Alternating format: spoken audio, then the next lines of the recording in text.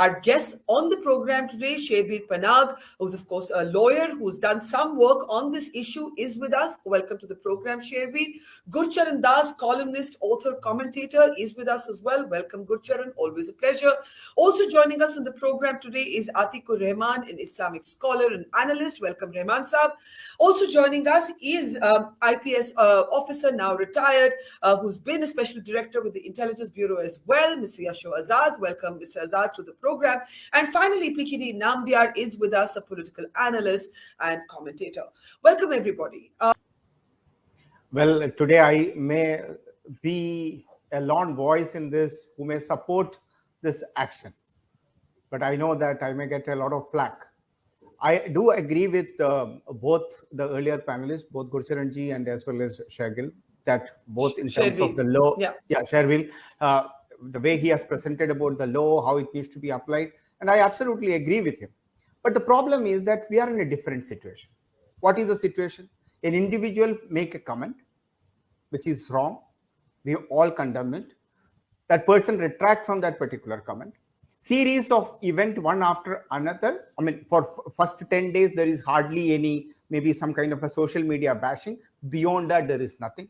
Then there is suddenly an international pressure start coming in. Then in Kanpur, there is a riot take place. On another day, across the country, from Jharkhand to Calcutta, to Karnataka, to Gujarat, UP, Uttarakhand, and so many other places, Gujarat, suddenly on a Friday morning or Friday afternoon, there is a very, very systematic level, there is the riot take place. Now, if anybody says in this panel that all those who have a stone in their hand, they should be garlanded, they should be offered a rose. But nobody says that. I'm saying if that is the way they need to be treated, then I'm sorry, my sensibility and my way of looking at it is very different. I think they need to be told in the same fashion. One of the biggest, I was just reading a case study of this bulldozer politics, which is called as nowadays. In the last 5 years, the amount of rioting in UP, which is considered to be a riot capital of the country for several decades, have come down by 98%. Imagine 98%. Every day, every second day, there used to be one or the other kind of a rioting which used to take place. It is not necessary to be a Hindu-Muslim. It could be even between two communities. It could be a Dalit or an upper caste. So there used to be riots which used to take place across that state. Today, 98% has come down. And I would rather salute that bulldozer and the chief minister who took that strong stand. Because if you wanted to have a progressive country, you need to have a firm machinery. What happens to what are the courts? You just heard the courts. Yes, I said the people. Of course, there is. We are a democracy. We have one of the finest judicial system. But is this kind of a people? I mean, I am not against the protest. I have been a student activist myself, and I think it's the right of every individual to have the right to protest. But taking a very organized way, masjids are becoming, or the spiritual places or religious places are becoming a storage of stones. We are not able to find the kind of sympathy which we are offering to some of these people, alleged criminals, anti-social elements, anti-national. We do not have that kind of a sympathy for the policemen and their family. They are also one among them. They also have a family. They also have a family. Here's the complexity. Gurcharan, I know you want to make an interjection. I just wanted to say to PKD, the complexity is there's the injured policeman whose head is bleeding, but there are also chilling images of police excess. And I was going to come to Mr. Yasho Azad. Thing. Yeah. That's what's worrisome. Yeah. PKD, briefly, I really have to go to the other two guests now. Yeah, very briefly, PKD. Yeah. I understand very quickly. And this is a wonderful question. Why only Muslims or a particular community? Let's not name that as a particular community. The same question was asked, why only ED and CBI is going against all the opposition leaders?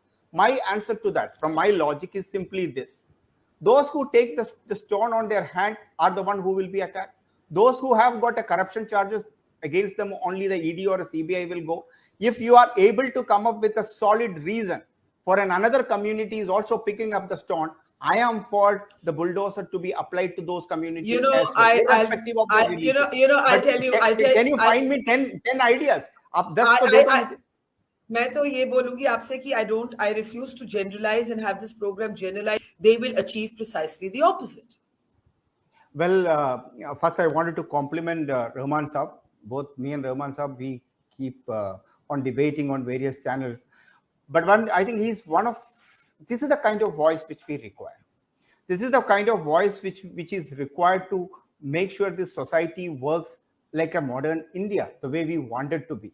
But unfortunately, that is not the truth. I'm not saying it's only from one community, from both the communities. Yesterday, for an example, in an evening show in one of the top leading channels, you'll be surprised that they were trying to make me as a Hindu fundamentalist and another person as a Muslim fundamentalist, and they wanted to have a fight. I told them very clearly, sorry, I am not here. I'm a moderate. I run a modern business, and I have a huge business in the Middle East. And I don't have any problem with any of those countries. And I think they love me. One of my partners is from a royal family of one particular country. So I think all these people, we are all human beings. But I think there are few fundamental problems. The selective problem, and I also believe it is not just the Muslim or the Hindus are the problem. The problems in this country is the 24/7 news channels who have the fire in their action, and they wanted only for the TRPs. They wanted to have this fight to happen, but they are not understanding it is spill over in the street. But one thing I wanted to tell you that the spiritual places, the religious places are becoming a storage or an inventory custodian of stones or the other objects. Why? Okay. One second. You said everything but about the bulldozers. How are the bulldozers? I wanted to just come. I think Mr. Azad said one thing. The destruction of the public property has become a fashion, especially in the 3 states. One is Jammu and Kashmir, Kerala, and West Bengal. And in Kerala, for an example, the Legislative Assembly, wherein the CPIM led people have trashed everything, including every chair. Even the case is still in the Supreme Court, and all those cases where another party comes in, they will completely vacate. So you're basically saying the bulldozer. If the bulldozer is working on the ground, let the bulldozer speak. And as far as for me, the last 6 years have been seen in UP. The bulldozer politics did Professor really help as a medicine, and let it be. Professor Iman on the bulldozer. Then I have to close. Yes. Well, then okay. Parties in Indian history not wanting or caring to have one Muslim BJP MP or MLA. There's a problem there, Mr. Nambiar. I don't think so. If Muslims are can become a part of even RSS or for that matter to a BJP, if the people are ready to join in the BJP, I think BJP will welcome. I know a lot of people who are hardcore BJP people or an RSS members from the Muslim community. I think yes, if they have the winnability and if they are coming to the mainstream of the BJP politics, they should be welcome. The problem here is not about that. I am not an advocate of bulldozer politics that you just go and thrash in everybody's house. But I am absolutely for a bulldozer politics. If anybody, just as a book to a book. The answer to a book is a book. The same answer to the stone is bulldozer.